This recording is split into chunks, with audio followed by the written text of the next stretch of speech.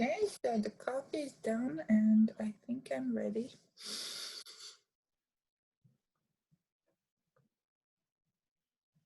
It's just connecting to Facebook now.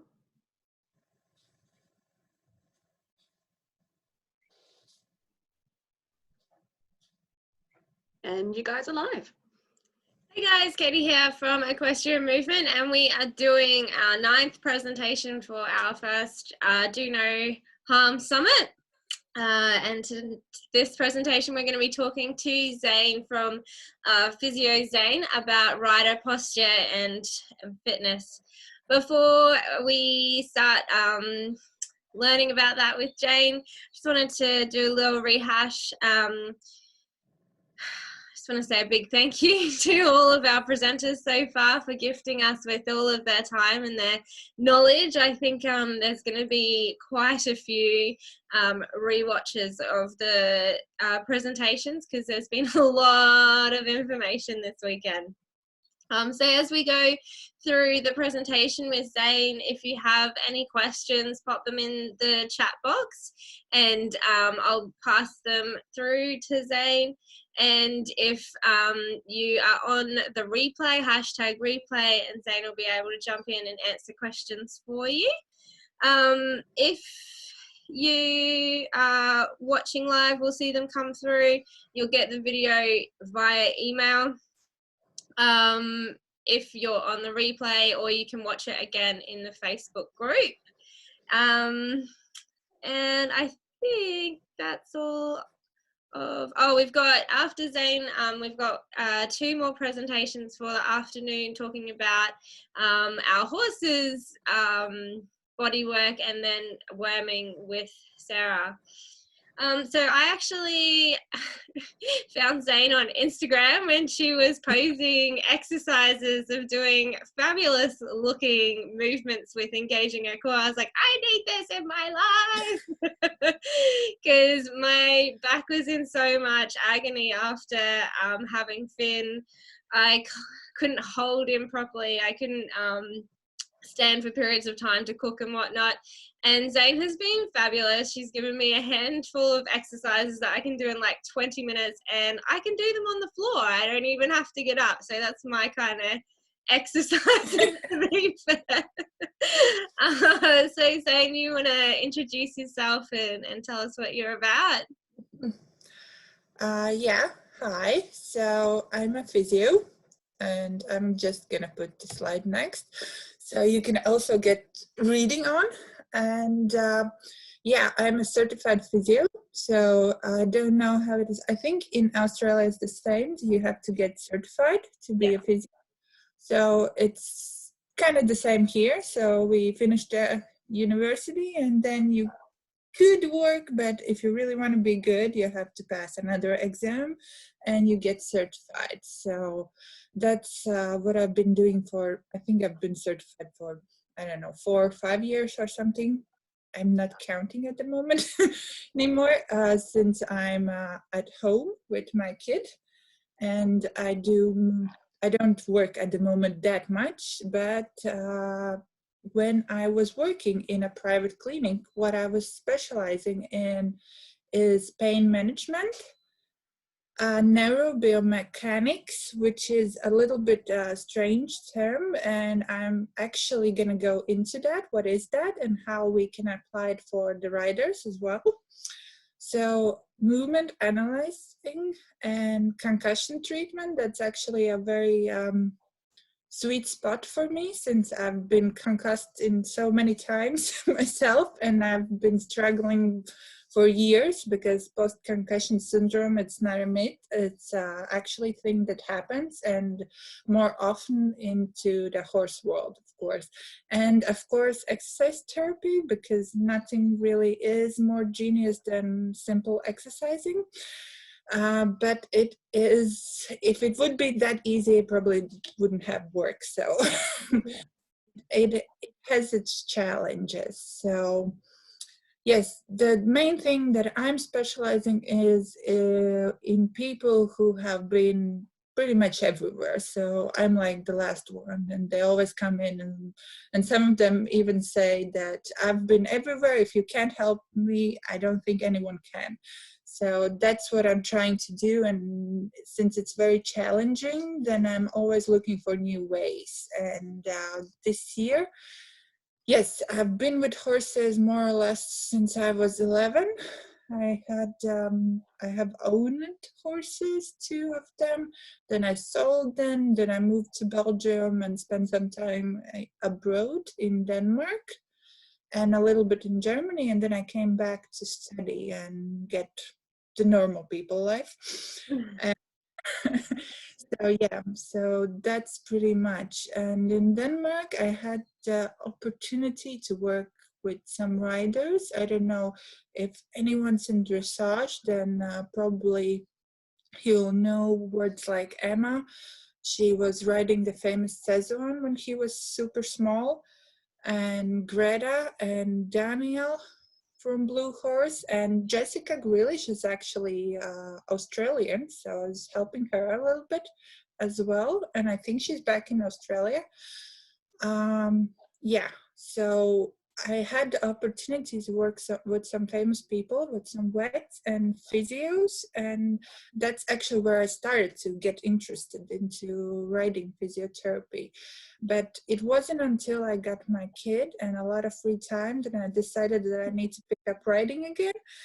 So I went to start dressage from all things. I was actually a show jumper once upon a time.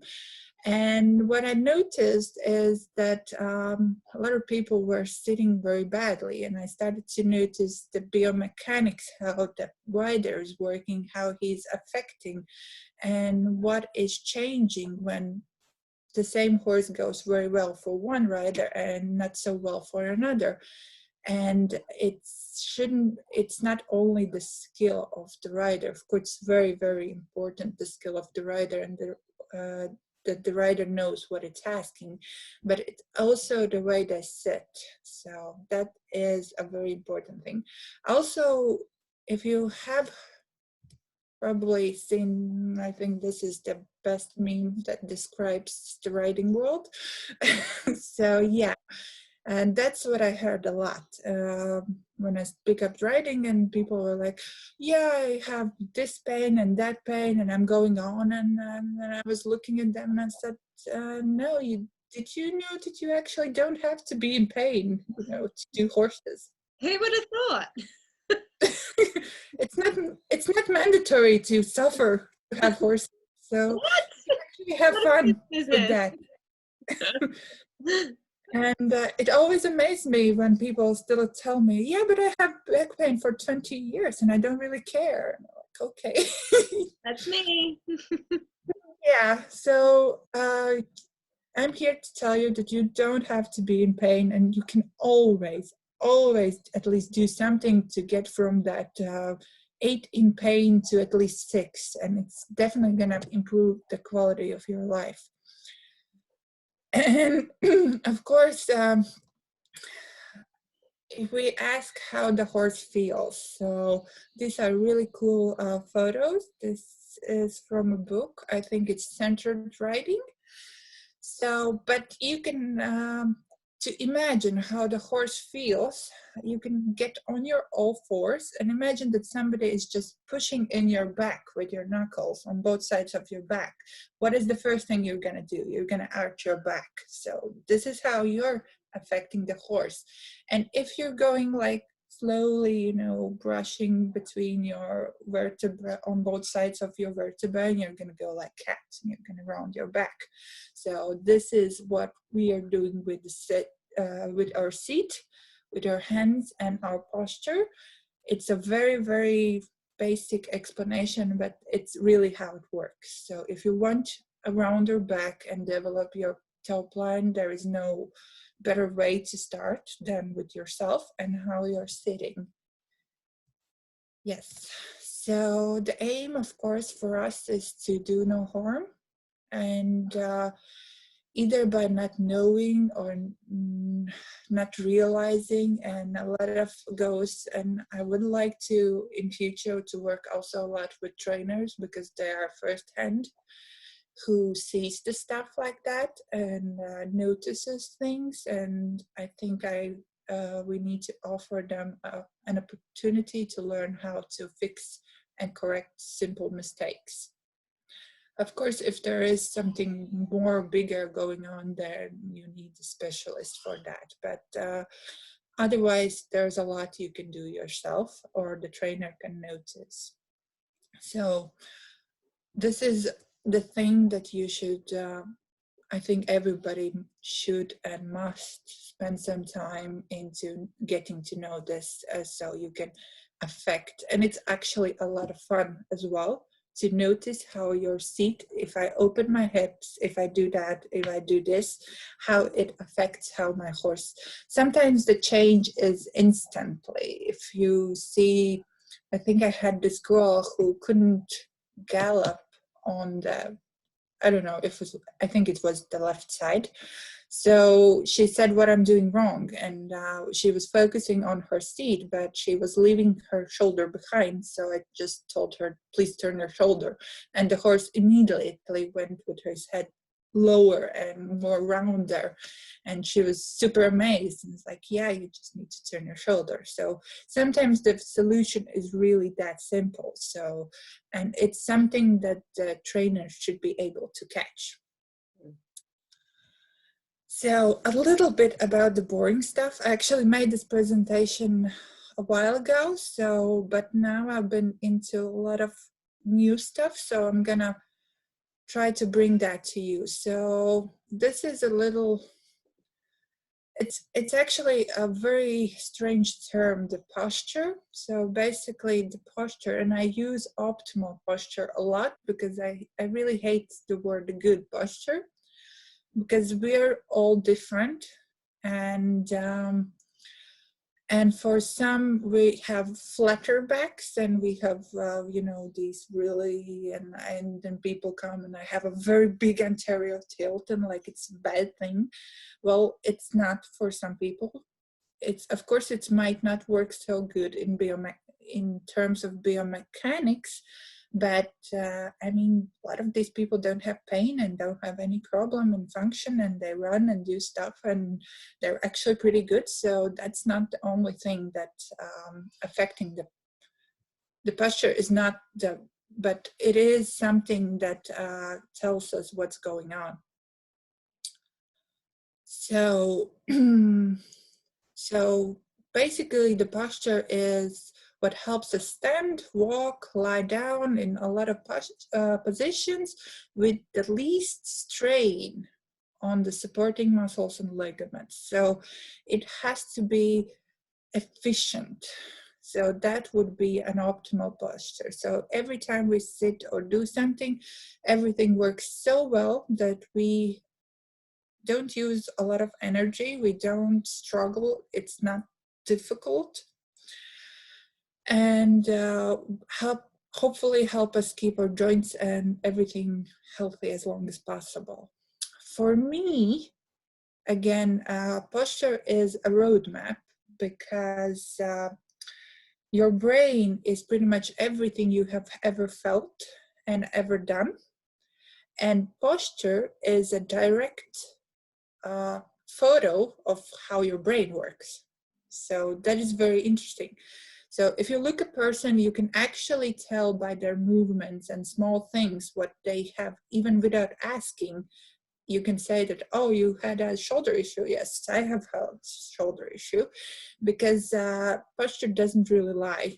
You can think you're good at faking, and a lot of people are faking or cheating, but actually, if you're skilled to the therapist, you're not good. So we notice, and the small things really matter, and they tell us the whole story, even if you can't. Because a lot of people forget. They forget that they had a mild twisted ankle 5 years ago. And if you look at him and they can't stay stable, and like, yeah, I guess I had something like that. So yeah, the optimal posture. Optimal posture for everybody is a little bit different, but basically the optimal posture needs an adequate muscle flexibility, strength, normal joint motion in the spine as well, because we often forget the spine has to move as well, because we have to have core, very strong core. So we have to be strong, but we have to be flexible. And that is a very hard thing to maintain, because our lifestyles basically dictate how our body is going to look. So you can actually tell if somebody has been, I don't know, boxing hell of a years before, and if you notice afterwards, you take their body and you will see that they still have the muscles developed in the way that they were using when they were boxing. It's the same with the riding. It stays with you. Like I said, everything that you felt and done, you can see it. And yes, of course, we have to recognize our postural habits. And oftentimes I would give my clients some little homeworks, like, can you please count how many times you're not breathing during the day? And people would come in and like, oh my God, I'm not breathing during the day. Like, I had to remind myself all the time.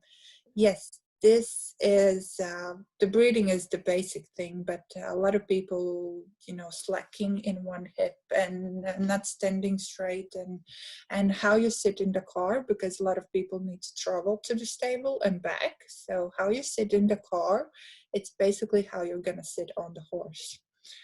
So, and the workplace and everything. And here I want to say that sitting is actually not a bad thing. A lot of people sit. We are not able to move around all the time or stand. So it's all about how ready we are, and how we are sitting and what's happened with us before that. So here, I actually noticed the underline yesterday. So powerful posture creates peak performance, and it's really like that. So here you can see a lot of different postures. We have correct posture, which would be like the optimal posture. And we have hollow back. You know, you can see the kyphosis is really, really big. Kyphosis is the thoracic spine when you get it very round. We have flat backs, which are actually more common than the ones that you will see with the bigger ones. For some reason, not really sure why is that, but there are theory. The Czech physios think it's because a lot of people are not putting babies on their stomach, only putting them on the stomach when they're rolling up themselves. So I'm not sure how far there are in the research of that, but that's definitely something that I would be interested. Rounder shoulders, the military posture, like I said, the military guys, you can pick them out because they have very nice. You can look at the posture also from the back, and I know that a lot of people have scoliosis. It's more common than we think. And here I want to say that scoliosis, there's two types. There's functional, the one that we create ourselves, and it's basically how you sit in the car. And of course, if you sit like this in the car, in 5 or 10 years, you might develop it. It's mild scoliosis just because you're just sitting like this. But it's all about the muscles. Structural scoliosis, it comes mostly from the childhood, or it's post-traumatic. So if you break your spine, you can develop scoliosis, but it's structural. The bones are actually twisted, the bones are bent. So either way, there are severe scoliosis that can live without pain. Of course, they have mild discomfort because nobody can really be like this all the time and not feel anything, but they can actually be in a lot of pain. And then you can take a nice back width, which is perfect in every way. Imagine you get X-rays and everything, and it's you don't see anything wrong, but the person has like pain on 8 from 10. So that is the mystery, what we need to solve. So anyway, please note that posture is important, but it's not everything, and you don't have to go crazy into creating a perfect posture. Perfect in the terms what everybody thinks is perfect. I mean, your perfect posture is going to be something else than my perfect posture, that's for sure. So this is actually a very important thing, what affects our posture. Like I said, it's everything that we're felt and done. So we have internal forces, and it can be a trauma, a childbirth.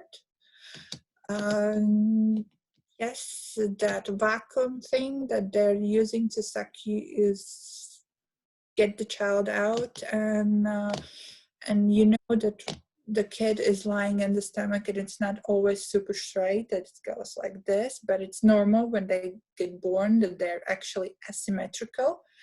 I think there was a Czech teacher who told me if you see a baby who's super straight in first 28 days, there's definitely something wrong, because the baby we are asymmetrical when we get born, and afterwards because we have no muscle tone when we're born. So after something like 28 days, we start to develop a muscle tone, and then we're going to straighten out. That's for sure. But a lot of things that happens at the childbirth, I always tell that it's a trauma for mom and for child as well.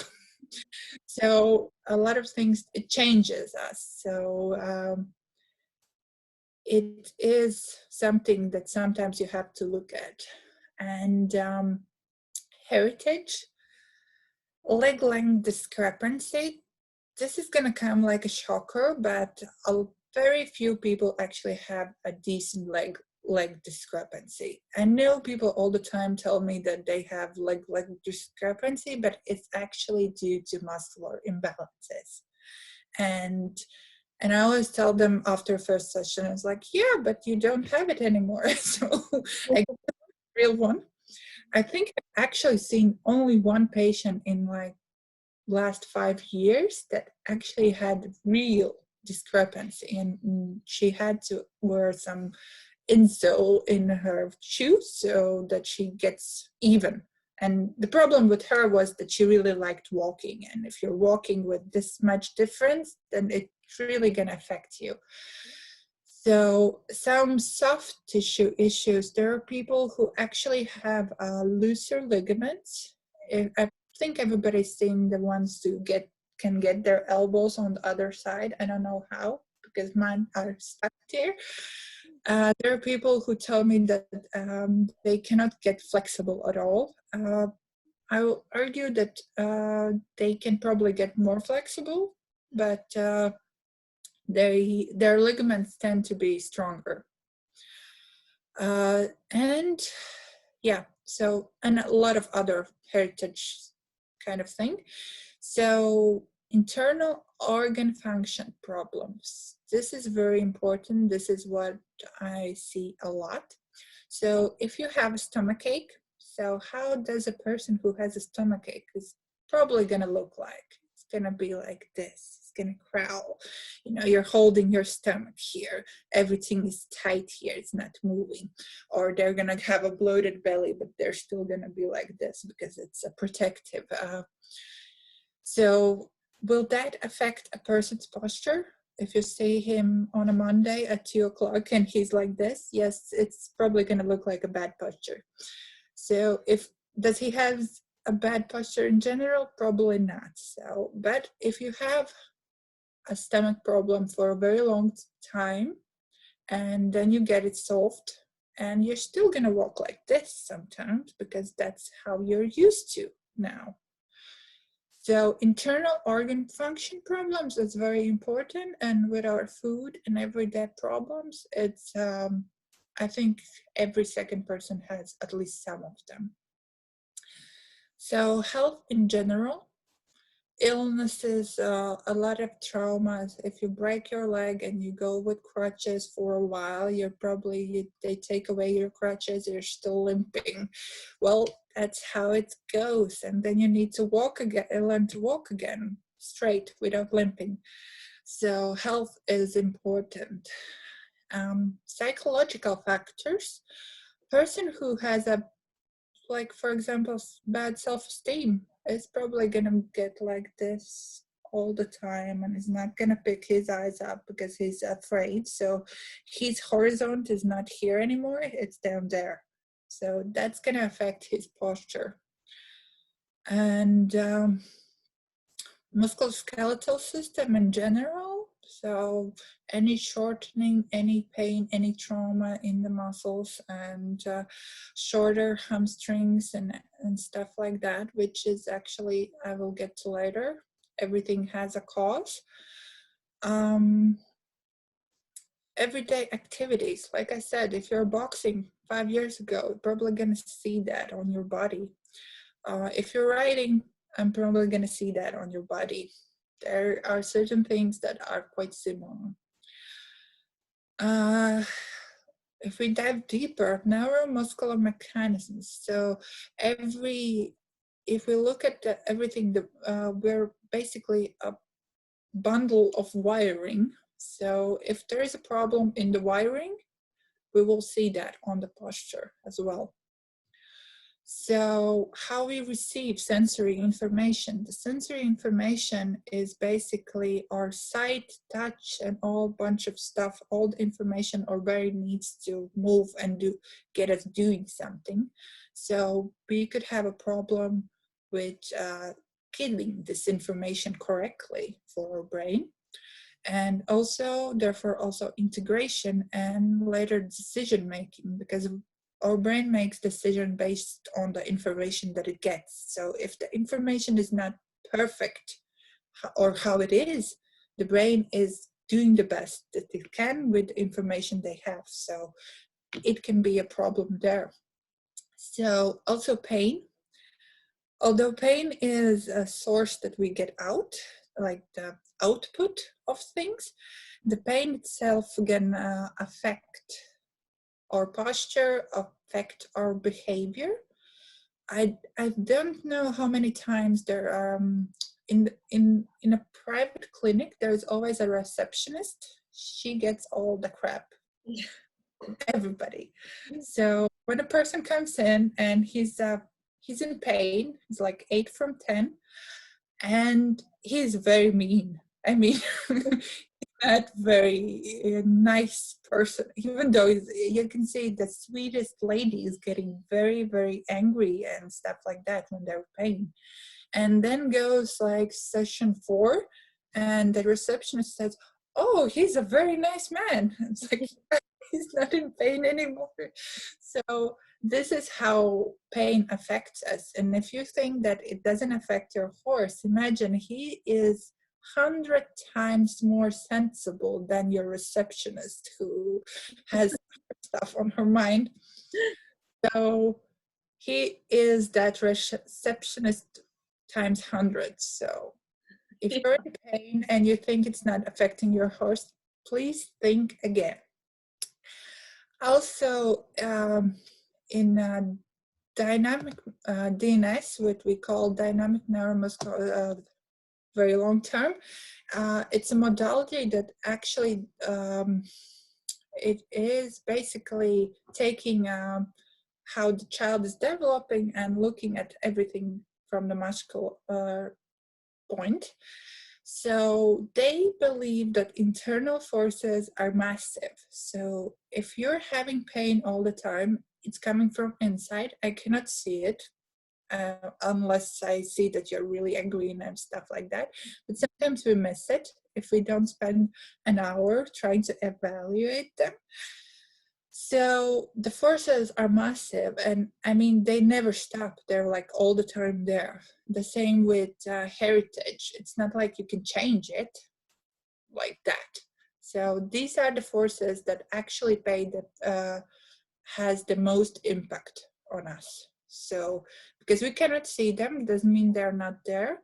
And these forces, they do a lot.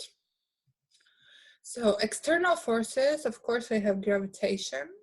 So no wonder people actually, after going to the space, they have to spend a lot of time afterwards, because without gravitation, we have a very low bone density. So those people actually have a lot of, they're breaking bones a lot, and they have to go through special protocols to get back to normal life. A lot of social and cultural traditions.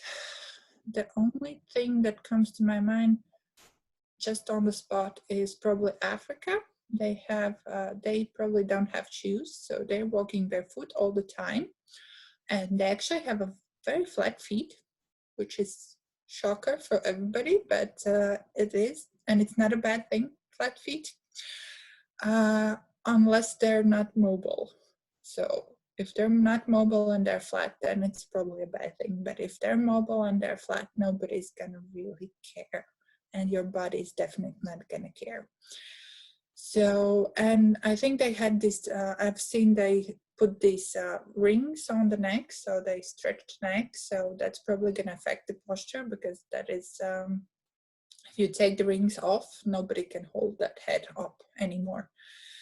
So the environment, of course, how we have our place made, how is the stable?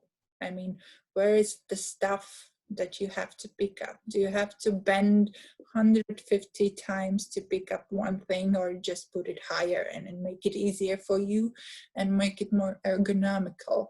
So next time you go to the stable, take a look around. Maybe there is something you can move around to make it easier and more nicer for yourself to move. It's not only the horses we need to make sure it's okay with. And of course, the knowledge and information about the posture. And here I would say that trends are the biggest thing, basically. You will see a lot of information on social media. I think now I haven't seen so much, but I think 2 years ago it was the anterior pelvic tilt that everybody was just going crazy. I think there was like 5-6 videos a day I could see that was fixing the anterior pelvic tilt without actually having an idea if it's really necessary. So I'm not sure what is the latest trend, but basically it will affect how you're gonna look at yourself, because even if you don't think you notice the information, you just keep scrolling it. Sometimes you read it and it's there, it's in the back of your mind, and you're probably gonna develop some myths about posture and stuff. So that's also very powerful forces that affect us, but still they're not the ones that were really that interested.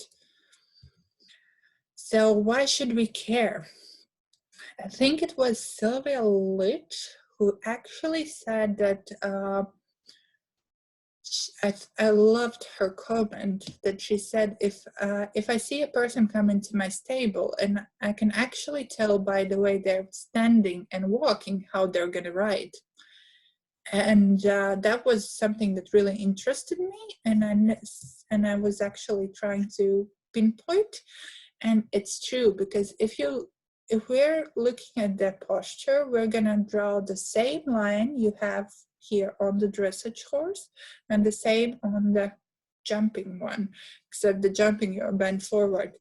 If you see the posture, you would expect to see a line from the ear through the shoulder, through the hip joint, a little bit, actually her knees a little bit behind, and a little bit forward for her ankles. So that's the same what we want to see on the horse. This is not the perfect photo, but it's basically to illustrate you that it is.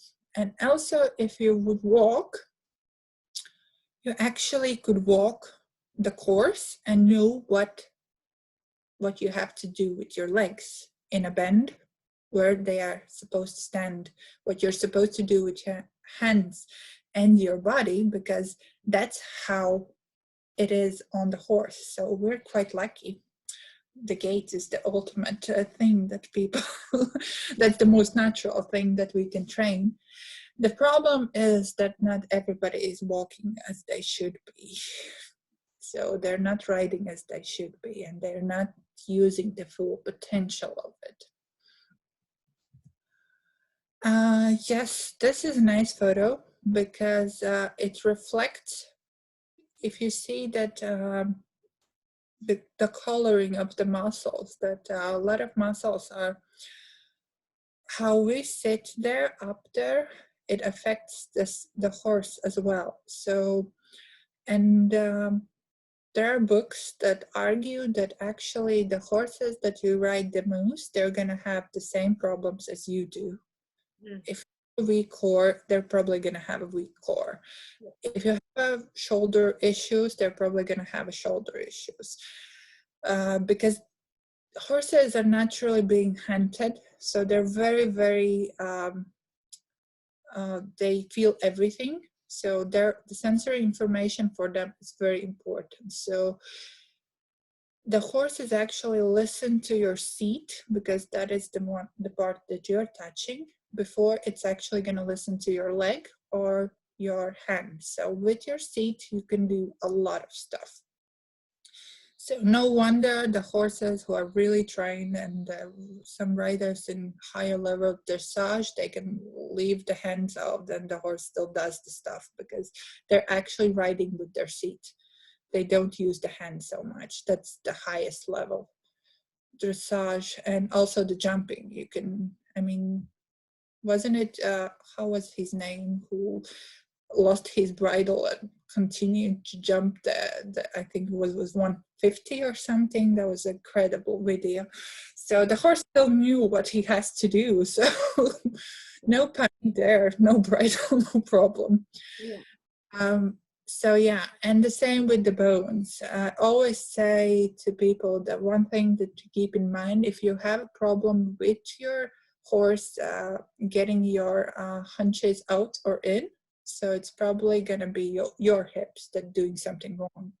It's the same if your horse is falling in or out in the shoulder, it's probably going to be something you're doing in your upper body, because your shoulders is the horse's shoulders, your hips is your horse's hips.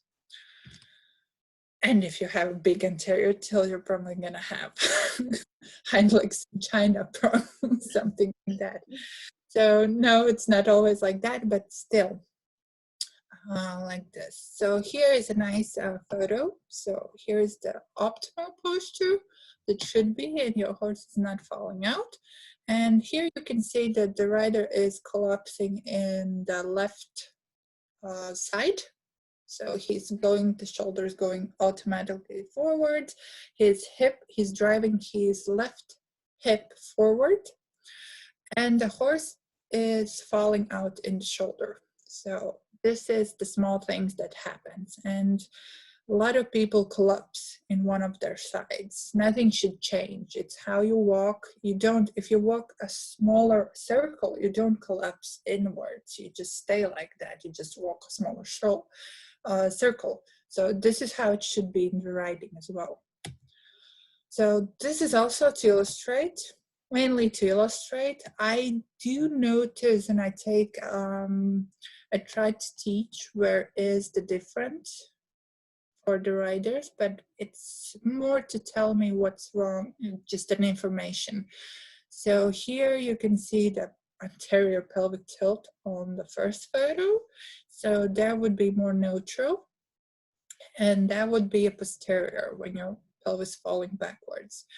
So you can see these are, of course, extremes. You can also see extremes, but for most people, the change will be like, you really have to train your eye to notice that they're actually doing that. And oftentimes I would just put my hands on top of those little bones.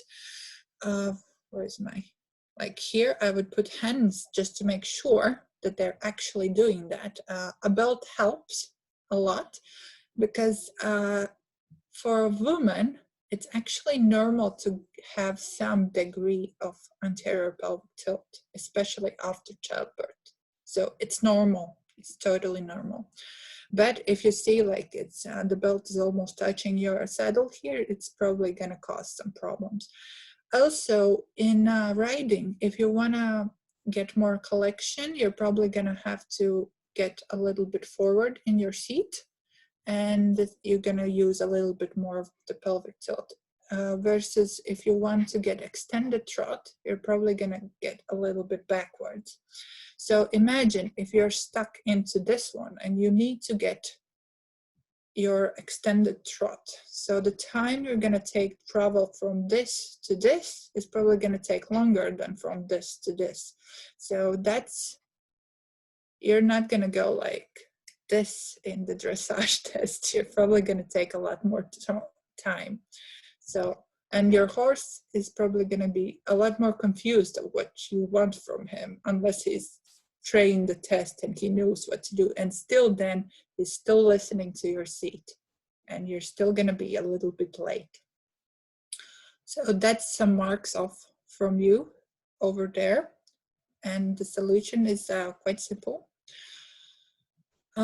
Yes, so this is actually the stuff that's probably going to be a future, and something that I'm starting and trying to develop at the moment. It's the evaluation from the neurobiomechanics standpoint. So it's not just looking at your biomechanic, how you sit, if you have an anterior pelvic tilt or posterior. It's evaluating why you have it. So I'm going to break some neurology a little bit, try to keep it very, very simple and very easy for you to understand what I'm talking about. So your brain and nervous system, you can see you have a central nervous system and peripheral nervous system. It's the brain, spinal cord, and all the things that goes on down. And you see down there, there's a somatic nervous system, autonomic, which we cannot really control, and sympathetic division and parasympathetic. I know that a lot of people are, this is the flight or fight, and rest and digest. So these are very important, and these two will show up when we want to evaluate how your nervous system works. So if I have a person who's coming into my clinic and they're like over the top all the time, they're like this, like this, so probably gonna be fight or flight. And then we do stuff and they go, oh, this is so good, and they start breathing normally and everything's fine. So I got him from the sympathetic to parasympathetic. Both are very important for us, and because sympathetic saves lives. So if you don't have it, you're probably gonna die. Parasympathetic, we need to rest, so we don't have to be all the time, and we don't have to. So all of this is important, and all of this can play an important role into how we are functioning. So this is very simple to break it down, and this is the most important stuff that I'm working with. So we have all the sensory information, what we see, what we feel, what we taste, smell, everything. We have millions of receptors coming from our internal organs, outside organs, joints, eyes, and everything. And it's all sensory information. So it goes into brain. Then the brain gets the information, and it goes and it decides what to do with it. And then we just get output.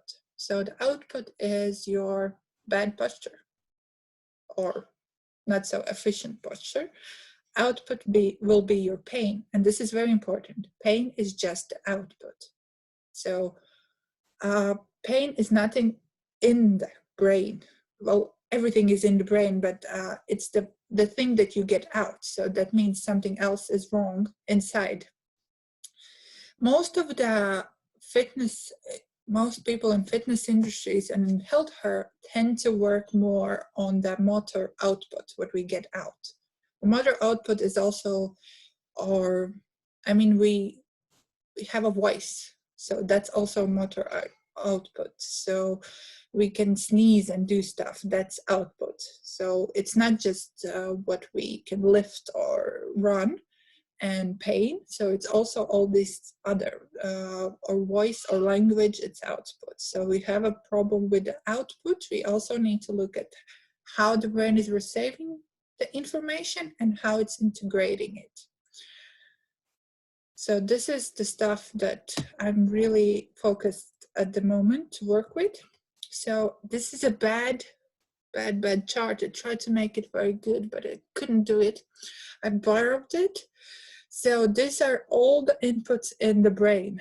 As you can see, there's extra receptors, there's a vision, and we look at the clarity, the depth, how we are spending the peripheral awareness if we see that something is moving here. Eye movements in general, this is a very big role in how we receive information. Auditory, olfactory, taste, vestibular apparatus, because we need to know where is up and where is the horizon. So that is very important. How many of you get sick in the car? A lot of people. So there's definitely something with your vestibular system going on. You shouldn't be sick in the car. Then there's proprioception, which is basically me, myself, and I. So it's how my body sees my joints compared to other joints. So if I bend my arm like this, so my brain knows that it's bent like this, and this is here. So all these movements, pressure, temperature, chemical changes, we don't go, you know, when we touch a hot stove, we don't go like, oh, let me touch that again. It's a split-second decision. It's like, no, that's not going to happen. If you touch it one more time, there's something wrong with the wiring. So this is how the brain works. It receives information, it makes decisions, and it gives you motor output. It makes you do stuff or not do stuff. So interoceptors, we get information from cardiovascular system, breathing, all your internal organs. If they feel sick, you're gonna know that. The brain is gonna know that. So body ownership. Here is a lot of people who tend to have anorexia and stuff like that. They're going to have problems with this one. And this is all that goes into brain. So each one of them can have a problem and it's going to show up. And if you're only treating the output, the motor problem, you're going to missing a lot of this stuff. This is also something that gets a little bit banged up when you hit your head. When you have a concussion, you're probably going to have some visual problems and some vestibular problems. So the brain only cares if it's safe, and it works into predicting things. So if you in the past fell off in that corner, your brain is going to remember that. And God forbid if the horse moves the same way, it's just totally crazy. And without who has been falling off there and then ride 100 times the same corner and still go. I mean, that's how the brain works, because it knew that you fell off there. So that corner is very scary. And do you think the horse will feel that it's a very scary corner? Yes, it's probably going to feel that. So the brain only cares if it's safe, because it has to survive. So if you understand and respect that, we need to make the brain say, okay, this is not that scary. This is safe. I'm not going to die here in that corner. So that's the tricky part. This is the best photo I got, startle reflex, retrofronts. So basically, and if you notice a rider, so we've been playing around and I couldn't upload the videos, but I'm probably gonna make them on my Instagram page, because we noticed that I had rider who had a problem with leg yielding on the right side. So she actually said, her problem is that she said that whenever she's doing that on the right side, she feels like she's falling down on the right side. So if you look at her when she was riding, she would get this startle reflex. She goes on the left, sitting very nice, tall, no problems. On the right side, she goes like this. And it's because she thinks that she's going to fall off. She's not falling off. She's like perfectly straight. And there's no problem there. But her brain thinks that she's going to fall off. So she goes like this. And a lot of riders over time, they go like this. And the ones that can't get back from the jump because they're like this. So for some reason, their brain doesn't think it's safe to sit back. And the trainer can stand there and yell all he wants for the person to sit straight. But he's actually not able to do that because threat response, start reflex, it's a reflex. It's something we cannot control. It just shows us that the brain doesn't feel safe. And it doesn't really always help to do that 150 times more for brain to understand that it's safe. You have to work it around it and find out why it's not feeling safe. So the reason why I'm more focused to the vision is if you lie down the brain, sensory input, we have, these little, like here, brain gets sensory information from eyes. Here it's from your body, and here it's the olfactory and everything. The biggest part is for vision. So you don't get that much space if it's not important. It's very, very expensive real estate up there in your brain. So you really need to make sure that the vision works properly. And riding with your eyes is actually very fun. And it works like magic. I think yesterday, I'm really sorry, I didn't film it because that was really amazing. I didn't expect that it's gonna go that well.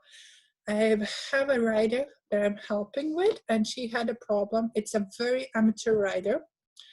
And she had a problem with falling down and not feeling safe on her horse. So we were working, and I wanted to ask her to change the lead in the gallop, canter.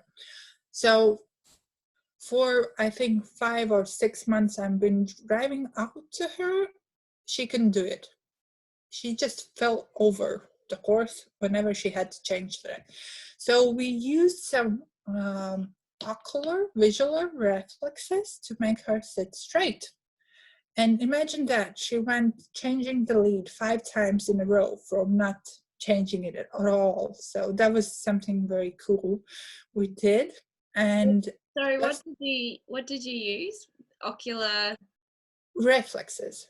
Okay. Ocular reflexes. We're gonna try that now. So if you go lift your hand up, you're gonna lift it. So this is your end range of motion, and try to just quickly drop your eyes down and go a little bit further. Just the eyes, and see if you can go a little bit further. Normally you can go a little bit higher. So if this is my end range of motion, I drop my eyes and I go a little bit back. So you have to go, if you think this is your end range of motion and you have to go like this, and you can't, here, you drop your eyes and you go back. Something has to pull. So this reflex, what it does, it gives the extra boost to your muscles. The ones, and you can control which muscles you want to affect based on the direction you drop your eyes. So if I want to make you sit straighter, I can ask you to pick up your eyes very fast. And for a second, your back muscles is going to get extra boost and you're going to sit up straighter. The same with turning. If you have a problem with turning, I can ask you in a specific moment to just quickly put your eyes like this, and you're gonna turn naturally. because your muscles are doing that. And this is something we use into retraining after a bad fall, because sometimes if you just take the eyes and you test them, a lot of people will notice that they are, if I want them to just fixate the gaze up here, down here, and all these things, they will go, I see this, I see this, I see this, and I'm like, oh, this is blurry. I have 2 fingers here, and I don't see it. So what that means is that, but normally in everyday life, you think you're seeing everything there. I mean, no problem. You can turn on the left side. So what you're actually doing is you're turning your head instead of your eyes. So this is what a lot. So if you turn your head, you're disrupting a little bit what you are doing with your body in the same, and it's only because your vision has a deficit on this side. You're not using your body properly, and it sure can affect your balance and the way you're riding. So eyes is a very, very powerful stuff. Like I said, when you fall off the horse, you get banged up. So your eyes, one of the things how people test the vestibular system is through your eyes. They will stimulate your vestibular system and see what you're doing with your eyes. This is how close is your vestibular system with your eyes, like this. They are bros. They're gonna work together. So no wonder if you're driving in the car and you're looking down and you're doing something on your phone and then you pick up your eyes and like, oh my God, I'm feeling so sick. So this stuff is very powerful and it really changes your riding. It can get your transitions from okay to really smooth in seconds.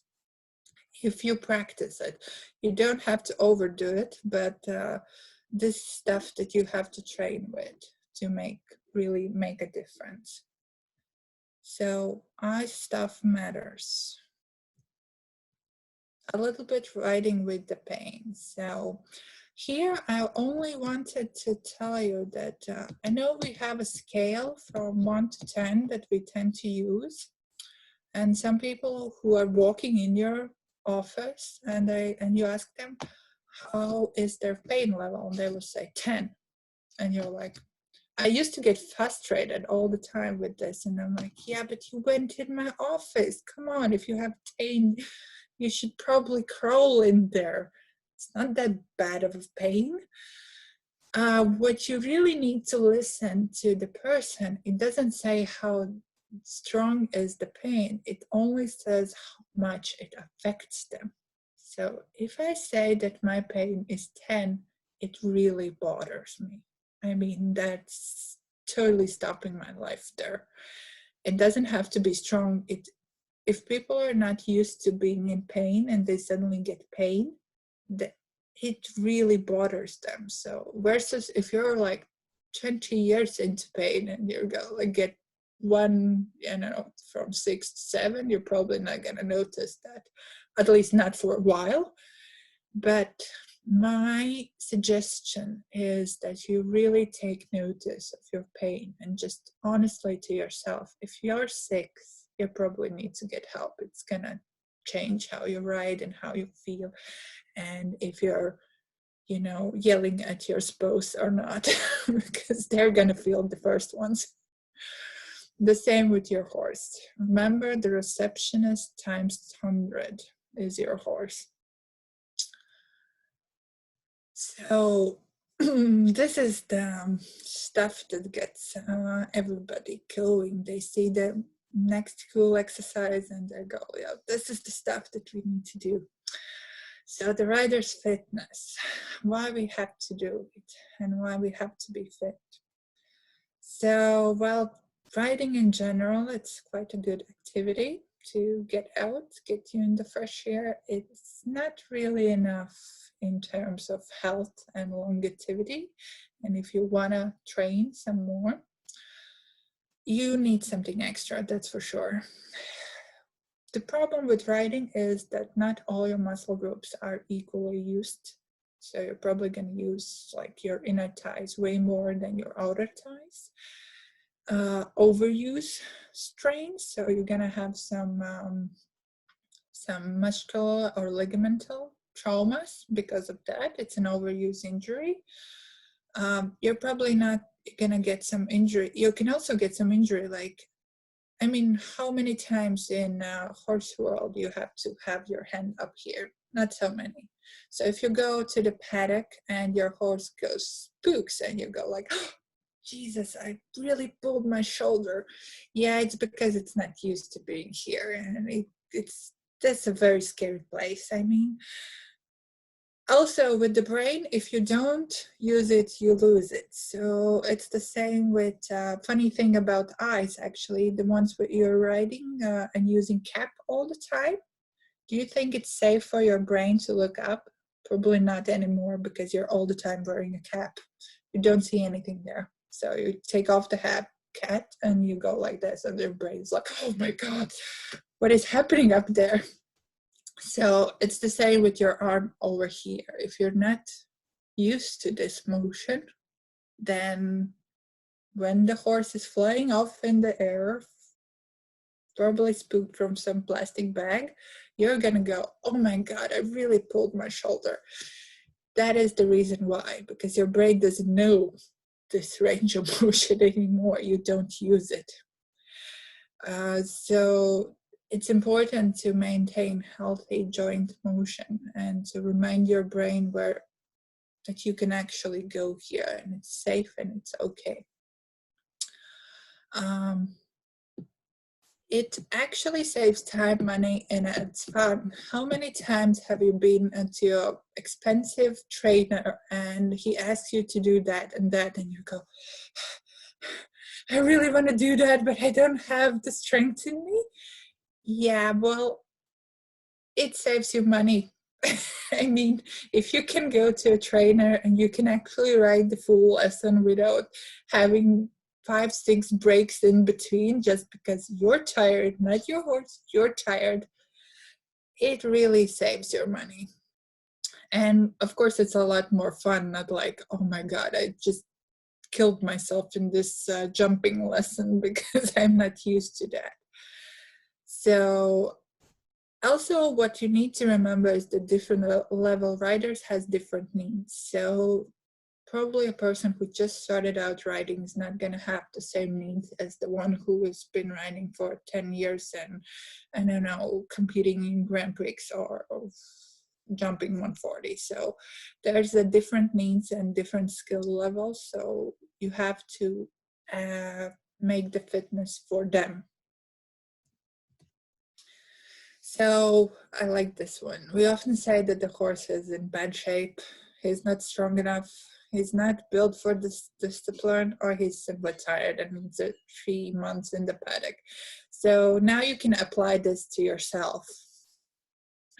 We can see that there are people who are in really bad shape.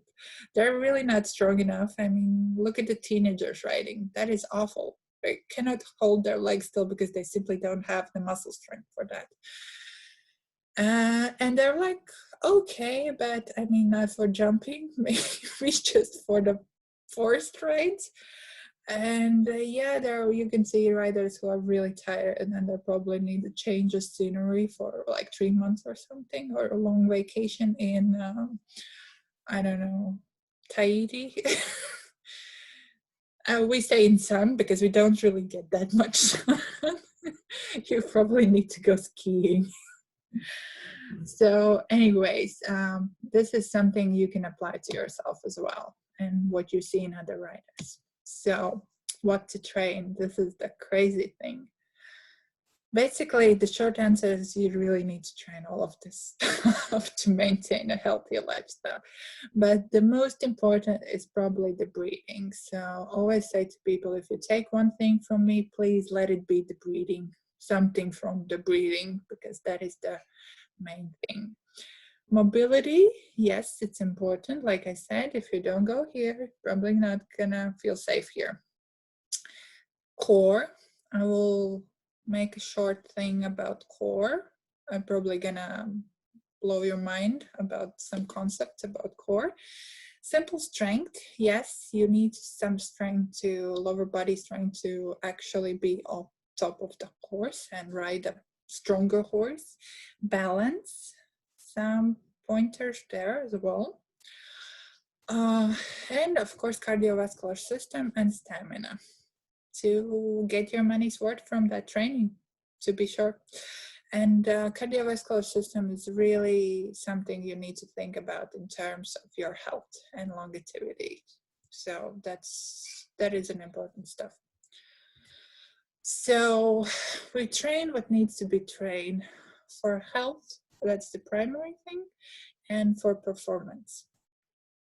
Best if you can get both. So we see often in the top sport that the performance tops health. And yes, there are times where there is a need to pay more attention to performance than health. And I'm probably not gonna get busy with my health stuff in the season. For some basketball players, I'm probably gonna do that more in the off season. But that's definitely what you need to plan for. If you know that you have an off season, you have to be sure that you pay attention that your health is the primary thing. And the performance will come afterwards. The program, and this I cannot stress more than it needs to be tailored to your needs. So we need to identify what you need. Do you need more stamina? Do you need more balance? Everybody needs it to some extent, but is it the thing that's gonna really make you awesome there? Some people really need just strength and some stamina and stuff like that. So this is actually from a research. It's not a very old research. It's actually 2018, I think. I don't want to lie you.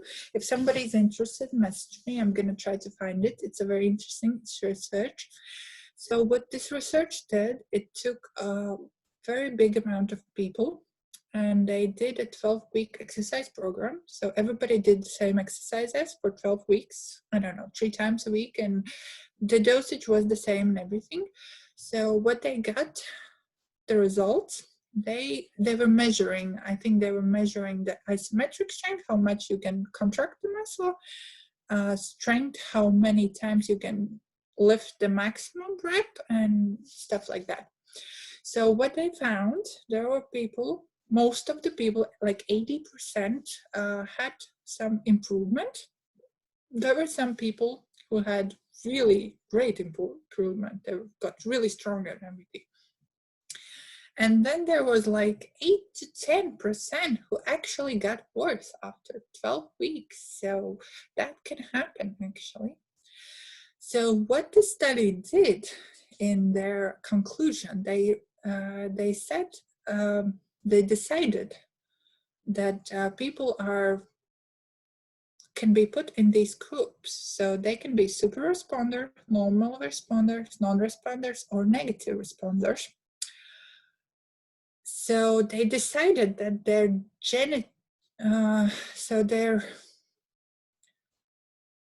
like that. That's it. This is how they respond to exercise.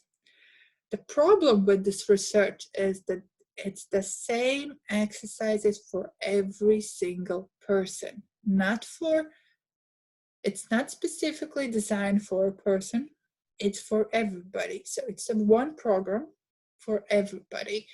So if the exercise is not right for you, you fall into non-responders or negative responders. And that's like it. And a lot of people was like, I cannot get anything because I'm like, I don't know, I'm genetically not responsive to exercises. That is not true. You are responders, all of you, everybody. It's just everybody's in a different way. So my work is basically to take the negative responders, turn them into normal, turn the normal ones into super, and maybe if I get some super responders, turn them into super duper responders. So I always say that about rehabilitation specialists. If I have to do lectures to students, I always tell them it's not how you do when you have a very smooth rehabilitation. It's what you do when that things doesn't go how they should be, how you respond to them. So this is where the real rehabilitation starts, because it's easy to take a very smooth, I don't know, shoulder operation and make it work in a couple of weeks. It's nice for your ego, but it doesn't really show the skill of you. It's the same with the riders. If you take a very nice and easygoing horse, and it's nice if you want to boost your confidence, but it's not really not going to build your skill level. So the same is for you. If you're taking something and it's very easy for you, it's not going to build your skill. You need to challenge your brain in some level. So, but everybody can get some gains, that's for sure. Okay, so how to know if it works for you? So the first thing when you go to a specialist, you need a goal, and preferably if it's something measurable. If your goal is to gain some strength, then you need to measure your strength before. You need something. I always tell to people, if they're in pain, I always say them how many days per week you notice your pain, or whatever. We need something to measure against. So we don't know if we're doing anything right if we cannot measure something. So your trainer and therapist test you and retest you. So this is very important. If you get tested only once, you will never know. Okay, you can feel some difference, but are you really getting better? That's the question. You really need to retest. Of course, it takes time, so it is, you have to bear with it, but you have to be, and some of the changes we don't notice, or they're not so important for you, but they're important for me, and I want to show you why they're important. So that's why I always retest. I think in neurokinetic therapy we have this slogan, don't guess, test. So this applies to everything. Don't guess it, just test it. A little bit about the breathing, and the most important thing, often I see a lot of people are mouth breathers rather than nose breathers. This is my tip for you. If you want to improve your stamina, your breathing, and a lot of things and quality of your life, please start breathing through your nose, like all the time, especially when you're riding. You would notice a difference. First, you will notice how little you can do it, but after a while, you will notice that you can actually breathe through your nose whole lesson, and you are very stronger. This breathing through your nose imitates high altitude training. So you don't have to go to the mountains to get super your blood pumping and everything. Just breathe through your nose. It also stops the threat response a little bit. So if you're going like too fast and you have to open your mouth, that is too fast. Your brain is not feeling safe anymore. Because when we were running from predators, we had to run very fast. And if you're running very fast, you open your mouth. That's normal. So that's a natural response to threat. So breathing should be very quiet. Nobody should go like belly breathing, like this and back, this and back. This is not correct. You shouldn't notice that the person is actually breathing. That's the perfect goal. If you look at them and you feel it, yes, they're breathing, but it should be very. Also, the breathing is the ultimate food for your brain. You need oxygen. I don't know, how many minutes can you live without oxygen, without staying brain damaged? Very little. You can go with your heart stopping, but you cannot go without oxygen for your brain. So that's the ultimate thing. So inhale, exhale. If you play with that, you can actually improve your posture. You can improve your riding. try to breathe calmly through your nose when your horse is scared. You'll notice a difference. The same, you will notice that if you go there and you know that your horse was spooking for that rock and you're like, it's gonna be there. So your brain notices, so your horse feels it, and of course it's gonna spook, or at least it's gonna look at it.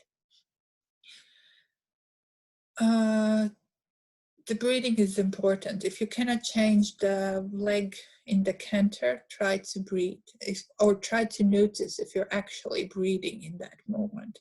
Because sometimes you get frustrated, and then if you're lucky, you will notice that you're actually not breathing in that moment, and you start breathing, you can do it.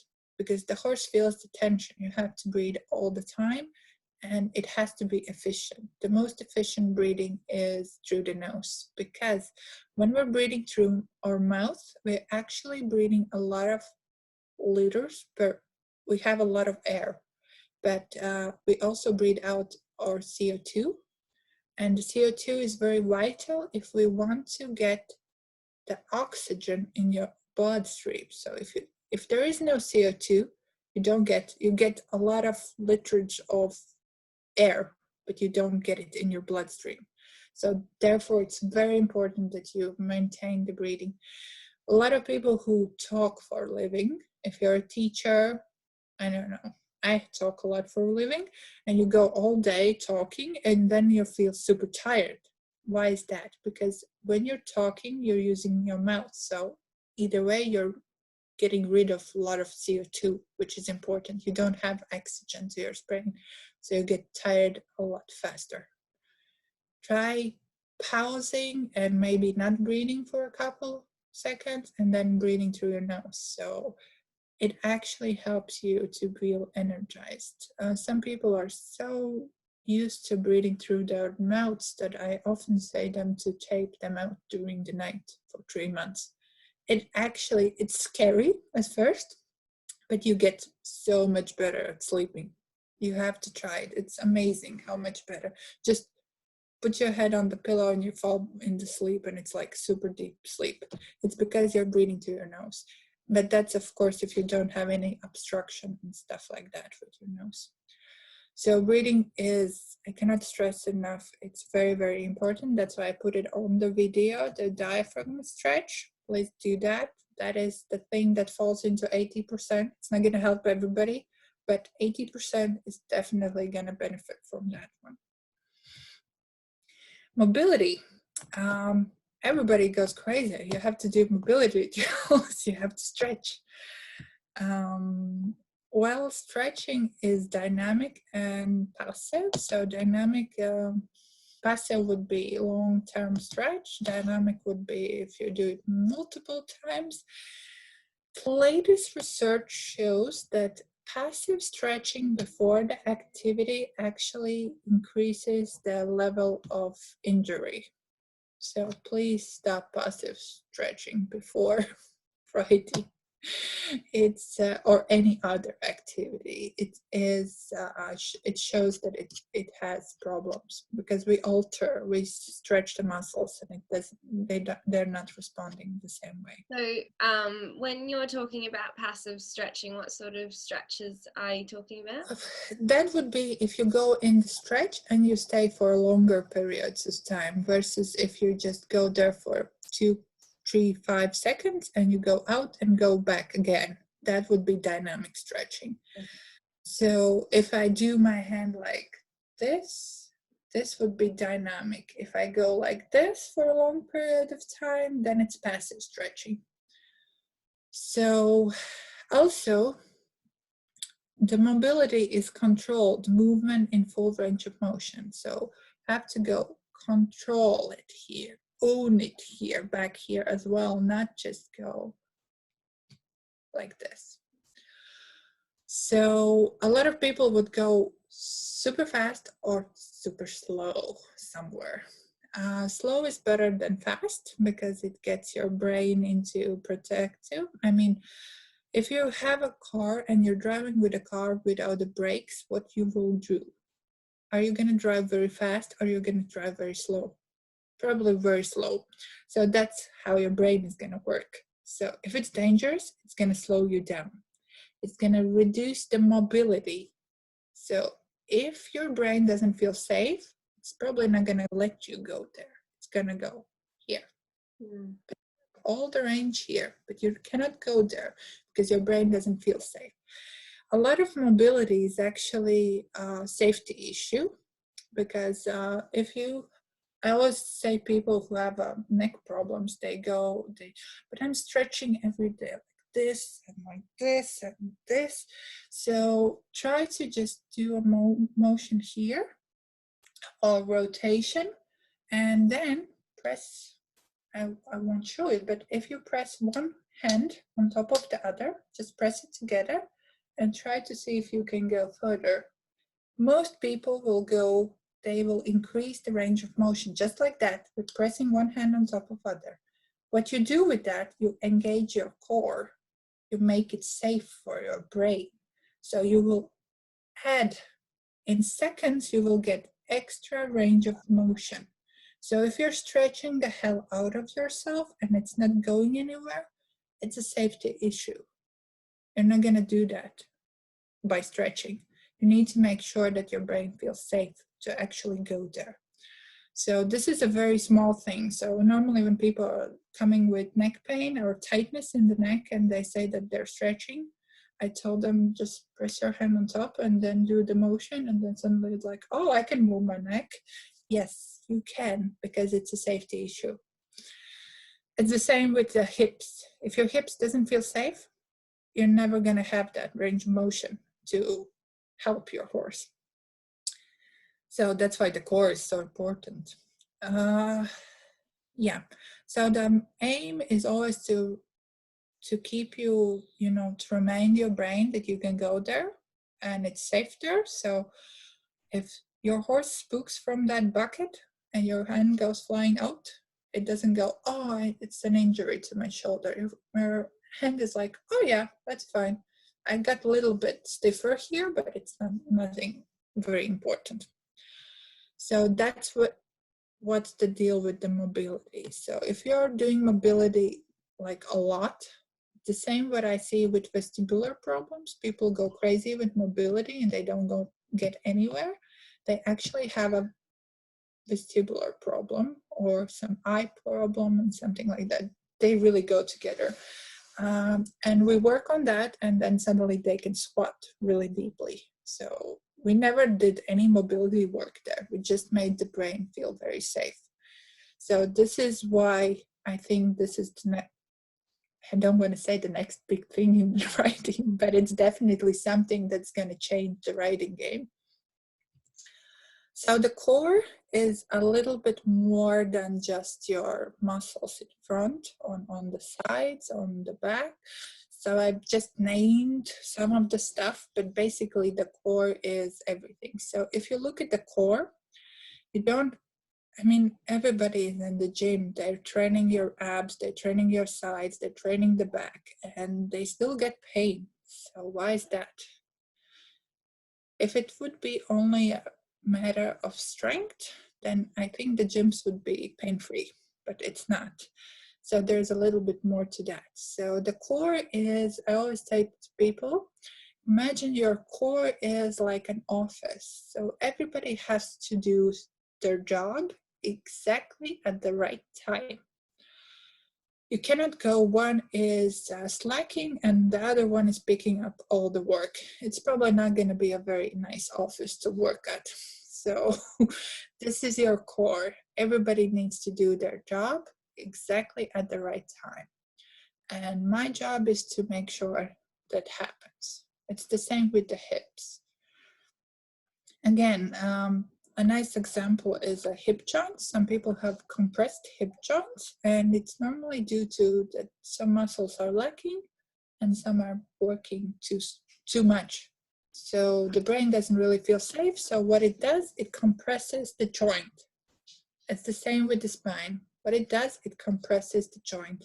When you oftentimes do the cracking, people who do cracking in their back all the time and they feel like they must, they actually, when they train core correctly, they oftentimes would complain to me after, because it's a pleasant process. They crack their back, they feel very nice, and they get addicted to it. And then after, I was like, I cannot crack my back anymore. I was like, yeah, you don't need to anymore. So that's what they complain. I mean, they get out of pain, but they're complaining they cannot crack their backs anymore. So, but that is a very not nice side effect, apparently. Yeah, so the core is a little bit more than just going crazy on your abs and on your back. So you really need to be evaluated for your core and how it works. Again, a lot of people just need strength, and I think 60% will do exercises for core and they will get better. If you fall into 40%, you need a specialist for that. And balance. I like that everybody in the riding world thinks that balance is sitting on the Swiss ball, and it's definitely going to improve your riding. I'm here to tell you that if something is not working in your hip joint and it's compressed, you can Swiss ball all you want. It's not going to improve your balance. I'm sorry, but that's the fact. Unless your brain feels safe, you're never going to feel into balance. So balance is, for most part, balance is a perfect balance between the systems, between the sensory system, between your eyes, between your vestibular, between everything. And then it's the skill. I mean, can you get better by standing every day on the Swiss ball? Yes, you can get better. You can get really good at it. I mean, you can have vestibular issues and you can sit on the horse every day and you're going to get better because it's a skill. But does it necessarily mean that your balance is great? No, I'm going to put you on one leg and suddenly you're falling off. You shouldn't be falling off if you're just standing on one leg. So balance is a lot more than just sitting on the unstable surface. So balance, like the posture, is something that shows me that something is not working. And I will challenge the balance to see if my work is done. That's for sure.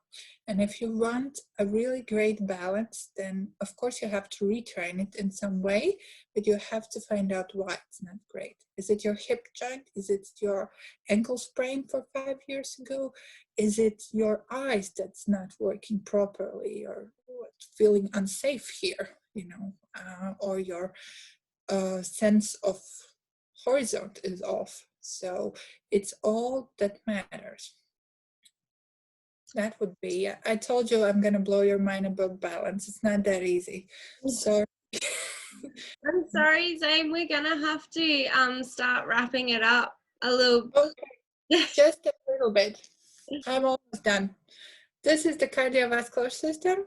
You just need to elevate your heart rate, low and moderate intensity. Basically what I wanted to say here, then it's, it should be, you should be really good at doing a low intensity cardio. Everybody is hit now, high intensity, but the low intensity, it's what feeds your brain. It gives your brain a lot of boost. That's for sure. So pay attention to that walking or bike riding. And yoga to not yoga, I'm not gonna go into. I think I covered that one. I don't have anything against yoga.